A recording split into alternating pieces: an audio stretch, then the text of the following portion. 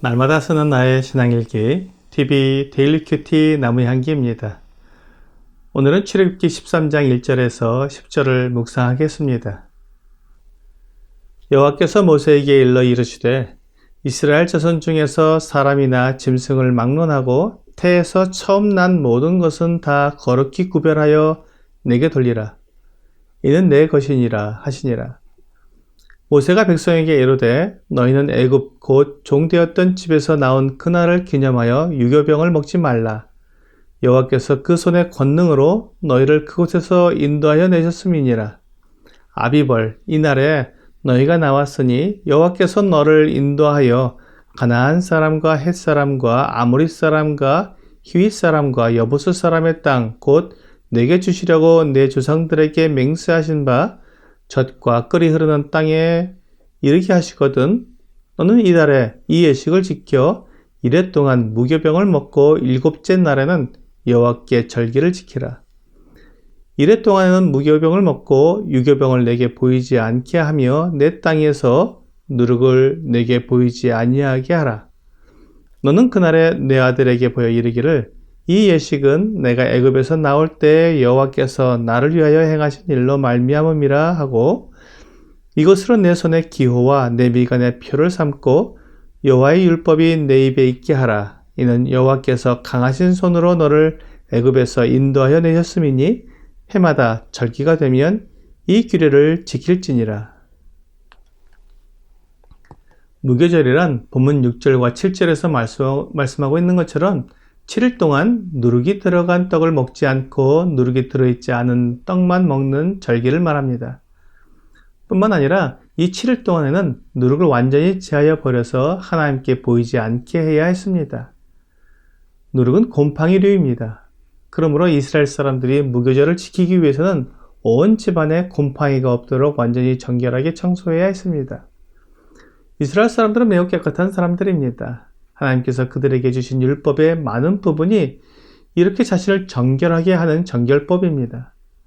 혹시 모를 전염병이나 질병을 예방하기 위해 온갖 더러운 곳에서 자신을 깨끗하게 유지하도록 정결법을 정해주셨습니다. 그들은 밖에 나갔다가 돌아오면 반드시 손을 씻어야 했습니다. 현대의학에서도 손만 깨끗이 씻어도 많은 질병을 예방할 수 있다고 합니다. 뿐만 아니라 죽은 시체나 다른 피부질환자와 접촉한 사람은 스스로 다른 사람과 격리해서 지내고 아무 문제가 없으면 깨끗이 씻고 무리에 들어오도록 철저한 정결법을 만들어서 지키게 하셨습니다. 그래서 유대인들은 유럽을 휩쓸고 지나간 흑사병에서도 큰 피해를 입지 않을 수 있었다고 합니다. 매년 봄이 되면 무교절을 지키면서 온 집안에 있는 모든 곰팡이를 제거하고 주방을 깨끗하게 한 뒤에 새로이 한 해를 시작하게 되면 그 가정에 웬만한 질병은 다 예방될 수 있을 것입니다. 물론 이런 예방의학적인 면에서뿐만 아니라 신앙적인 면에서 이 무교절은 매우 중요한 의미를 가지고 있습니다. 본문 5절에 보면 여호와께서 너를 인도하여 가나안 사람과 헷 사람과 아모리 사람과 히윗 사람과 여부스 사람의 땅 곧 내게 주시려고 내 조상들에게 맹세하신 바 젖과 끓이 흐르는 땅에 이르게 하시거든 너는 이달에 이 예식을 지켜 라고 말씀하셨습니다. 하나님께서 이스라엘 자손들에게 이 예식은 지금 당장 지키는 것이 아니라 하나님께서 약속하신 그 약속의 땅 가나안에 들어가게 하시거든 지키라고 말씀하신 것입니다. 이것으로 볼 때 하나님께서 이스라엘 자손들에게 가나안 땅에 들어가게 하실 것을 너무나 확실하게 약속해 주신 것을 알 수 있습니다. 아직 이루어지지도 않은 사실을 마치 이미 이루어진 것 같은 사실로 인정해 놓고 절기를 미리 정해 주시면서 그것을 지키라고 하신 것입니다. 하나님은 약속하신 것을 우리가 믿음으로 받아들이도록 요구하십니다. 이스라엘 자손들에게 가나안 땅에 이미 들어간 것처럼 여기라고 요구하신 것처럼 우리 그리스도인들에게도 이미 하늘나라에 들어간 것처럼 여기라고 요구하십니다. 에베소서 2장 5절과 6절에서 허물로 죽은 우리를 그리스도와 함께 살리셨고 너희는 은혜로 구원을 받은 것이라. 또 함께 일으키사 그리스도 예수 안에서 함께 하늘에 앉히시니 라고 말씀하고 있습니다. 하나님께서 우리를 그리스도 예수 안에서 살리셨고 또한 그리스도 예수와 함께 하늘에 앉히셨다고 말씀하셨습니다.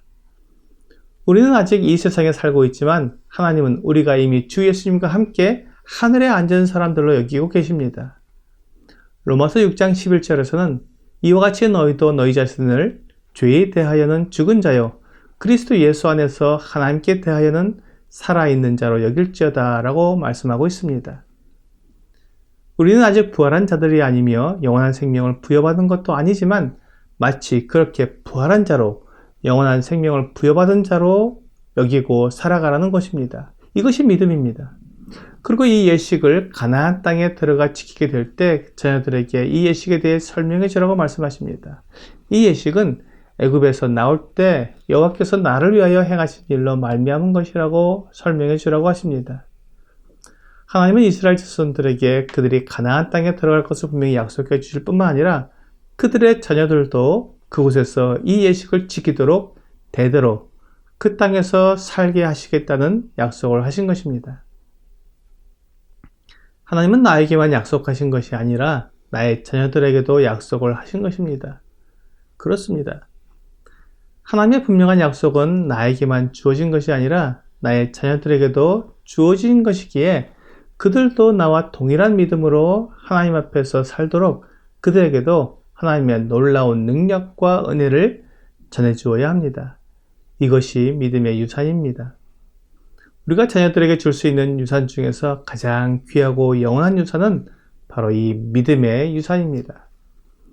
자녀들에게 많은 재산을 물려주기보다 하나님을 믿는 믿음을 물려주는 것이 부모로서 줄 수 있는 가장 큰 유산입니다.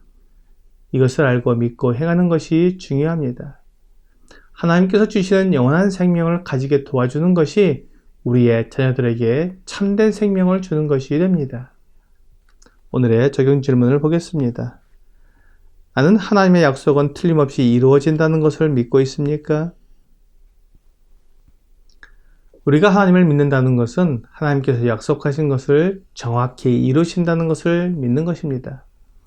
히브리서 11장 6절은 믿음이 없이는 하나님을 기쁘시게 하지 못하나니 하나님께 나아가는 자는 반드시 그가 계신 것과 또한 그가 자기를 찾는 자들에게 상 주시는 이심을 믿어야 할지니라 라고 말씀하고 있습니다.